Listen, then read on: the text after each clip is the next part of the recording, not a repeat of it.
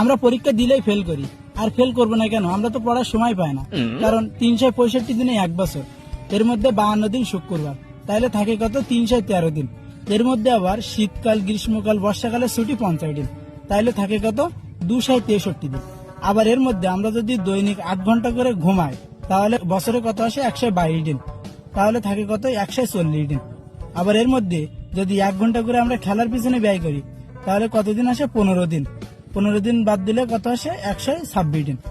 এর মধ্যে যদি 2 ঘন্টা করে খাওয়ার, গোসল করার পিছনে ব্যয় করি, তাহলে 30 দিন চলে যায়, তাহলে থাকে কত? 96 দিন। এর মধ্যে আমরা প্রত্যেক দিন কথা বলার পেছনে 1 ঘন্টা করে ব্যয় করি, তাহলে বছরে কতদিন হয়? 15 দিন। তাহলে 15 দিনে যদি বাদ দেয়, তাহলে থাকে কত? 81 দিন। এর মধ্যে আমরা পরীক্ষা দেই খালি 35 দিন, তাহলে থাকে কত? 46 দিন। এর মধ্যে ঈদ আছে, বিভিন্ন উৎসব আছে, কনসার্ট আছে, এইসব জায়গায় যেতে যেতে আমাদের 40 দিন চলে যায়, তাহলে আর থাকে কয়দিন? মাত্র 6 দিন।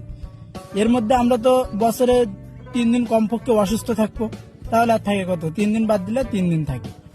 এই 3 দিনের মধ্যে আমরা ঘুরতে যাবো আবার কমপক্ষে 2 দিন, তাহলে থাকে কত? 1 দিন। এমন কি মনে হচ্ছে একদিন আমাদের পড়ার সময় থাকে না? জন্মদিন কোথায় যাবে? আমরা তো জন্মদিন পালন করবো নাকি?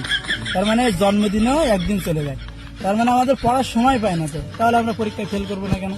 এই জন্য আমরা পড়ার সময় পাই না বলে পরীক্ষায় ফেল যাবো, ঠিক আছে?